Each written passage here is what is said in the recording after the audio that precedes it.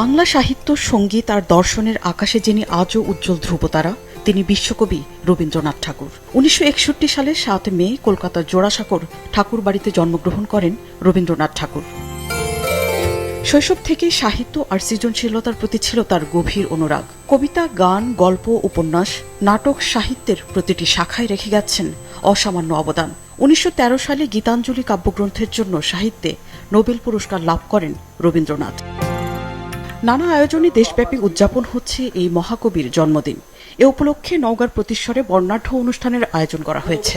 জাতীয় সঙ্গীত, জাতীয় পতাকা উত্তোলন ও বেলুন ফেস্টুন উড়িয়ে দিনব্যাপী অনুষ্ঠানের উদ্বোধন করেন বিএনপি মহাসচিব ও স্থানীয় সরকার মন্ত্রী মির্জা ফখরুল ইসলাম আলমগীর।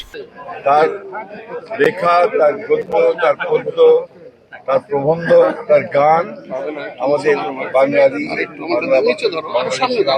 সবসময় আলোড়িত করেছে এবং আমরা সবসময় তাকে সেই শ্রদ্ধার আসনে বসিয়ে রেখেছি। কবিগুরুর জন্মজয়ন্তী উপলক্ষে সিরাজগঞ্জের শাহজাদপুরে রবীন্দ্র কাছারি বাড়ি প্রাঙ্গণে শুরু হয়েছে ৩ দিনব্যাপী উৎসব। কুষ্টিয়ার কুমারখালীর শিলাইদহ কুঠিবাড়িতেও চলছে ৩ দিনব্যাপী রবীন্দ্র মেলা ও সাংস্কৃতিক অনুষ্ঠান।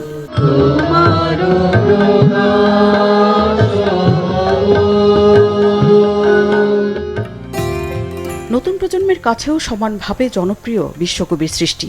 রবীন্দ্রনাথের গান আর কবিতা যেন অনুভূতি প্রকাশের ভাষা। সময় বদলেছে পৃথিবী, তবুও বিশ্বকবির সৃষ্টি আজও সমান প্রাসঙ্গিক।